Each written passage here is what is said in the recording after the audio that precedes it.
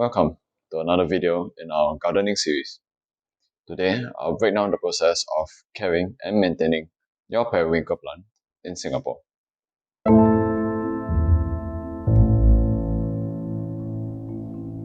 The periwinkle plant holds a special place in my heart because it's the first plant that I've ever grown to actually flower. And also, the seeds were given by a close friend of mine from a year ago. That brings us to this video, which I hope can give you greater clarity on how to grow your periwinkle plants to maturity. That rhymes. Okay. Yeah. Here are some details on periwinkle plants. Firstly, periwinkle plants are perennial plants, which means that they'll last a few years if you take good care of them. Second is that they are an invasive species, so if you're planting them outdoors, please make sure that you don't let them spread out into the outside of where you intend them to, so that they don't damage the local ecosystem. Third thing is, periwinkles are naturally ground cover, and they will grow roots out of the stems if they are touching soil. But they will still do fine in containers with adequate support. Fourth thing is, daily watering should suffice. At most you'll just have a 1 day gap in between watering, but they aren't too picky about water from my own experience. The fifth thing is, they adapt well to a multitude of light conditions, from full sun to partial shade, all the way. But from what I know, they grow the best in partial shade, which makes them suitable for indoor situations with windowsills. The last thing, and the most important thing, is that periwinkles are poisonous when ingested. So, touching them is fine, but don't eat them for whatever reason. And if you have pets like dogs at home, or you have young children who may have the tendency to just eat wherever they see, just keep it far away from them, high up, or best is you just don't grow them in the first place.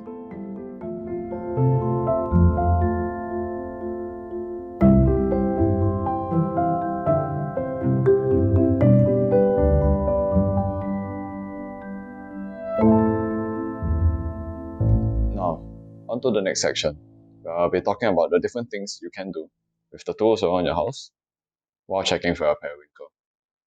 So the first thing you want to do when you're going to go and check for your plant is, if I were to come around here on the back, is to check the plant for any loose leaves, basically. Any yellow leaves that may have fallen off overnight or something. It's not just leaves also. If a plant is already flowering, you also probably have dropped some flowers already on the floor. So just get in there and clean it up. Just go around and check if there are any yellow leaves on the plants, and then you just pull them off if they're loose. Don't use too much strength, if not you will actually damage the plant. Just give a little tug. If it falls off, then just throw it away basically. Okay, so the second thing is, if you were to come around to this part of the plant here, if I can just swing my camera around. So if you look over here, there are some spindly, thin branches that just come out of nowhere from the fruit or from the base of the plant. And then there are some up here also which just shoot out from nowhere. So one option, this is an optional step, but if you want, you can grab your shears over here, if I can get it. Yeah, your shears over here, you can see on camera. And afterwards, just go to this branches and then snip them off if you want to make your plant more neat. Just cut them off. Make sure your shears are sterilized first. You can use hand sanitizer, just wipe them off. Wipe them with the hand sanitizer, and then you use paper towel to wipe it off. But then once it's sterilized, so that your plant doesn't get diseased or anything, just cut it off and then throw away the branches. Yeah, but for myself, I don't really like to touch up because I just like the way it looks naturally, with the messy look. It's kind of my thing, so I just leave it and for me it's alright. One small thing that I noticed is as in terms of watering, if your plant is actually underwatered, you'll notice that over here, you can see the plant actually curls its leaf downwards, like a little thing like that. It curls it down, which means that's underwater, because it's trying to reduce the wind from removing too much water from its leaves. So when you notice this happening, then it's a sign for you to increase your water, how frequently you water, or it's just that you haven't watered in a while and you should probably just do the ASAP. Okay, so the third thing to check is that you want to check for pests or dust accumulating on a plant. So dust look unsightly when you have it on your plant, and then removing it also helps your plant to breathe. I mean, I think it's just a good thing to do. And then more importantly, because in Singapore, there's a relatively good chance that a pest will probably like infest your plant. So you might want to check for that by checking the undersides of the leaves. So if you go to some of the leaves here, check if there's like any signs of disease or any signs of pests on the leaves or anything, and just see, have a look. For me personally, my plant has been infected by spider mites before, and these are little things, the little dots that fall on the underside of the leaves. They are quite troublesome to remove because they're so small and there's so many of them. So do your research on the kind of common pests that often infect your plants, that can commonly infect periwinkle plants, and then like make sure that you follow the signs of like these pests being present on your plants and what you can do about them. Yep.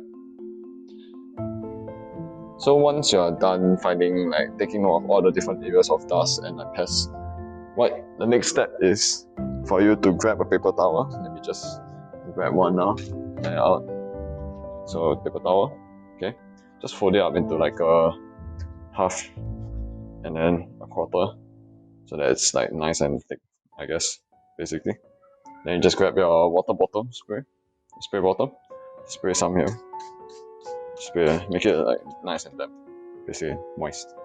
And then onto the areas where you saw that there were like dust or insects, then what you can do is you can just go up to the leaves and then you just, don't know if you can see this clearly, but like just like go to the leaves and then like just give them a wipe on both sides, like for those affected leaves, and just wipe them nice and clean.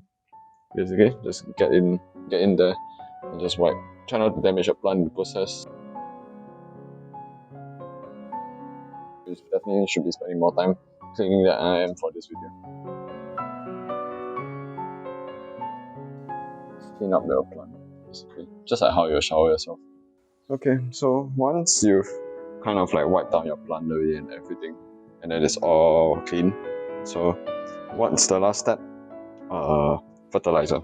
So I personally have this fertilizer that I bought. I can't really share because like I might get into issues with that, but it's just a fertilizer, all-purpose fertilizer that I use. So remember that this step should be after you wipe your leaves and everything, because you don't want to spray on your fertilizer spray on your fertilizer and then end up like wiping away after you spray on, which will make it quite pointless. So yeah, just for your fertilizer, just refer to the different like instructions that came with the fertilizer, because each fertilizer might be applied differently to the plant.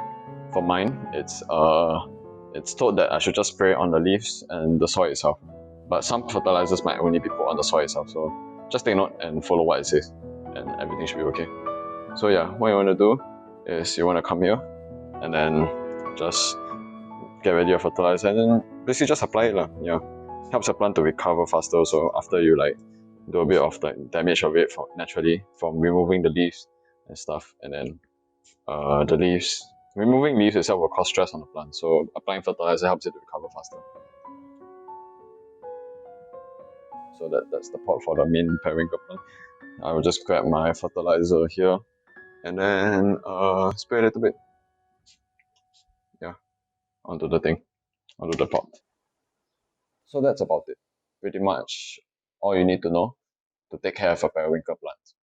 Let me know if I missed out anything in the comments down below, and I'll be happy to learn more about it. Thank you for watching. I hope you enjoyed the video, and see you soon.